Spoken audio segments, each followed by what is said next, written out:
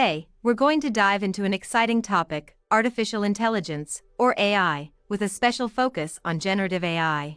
First, let's define what we mean by artificial intelligence. AI refers to the simulation of human intelligence in machines that are programmed to think and learn like humans.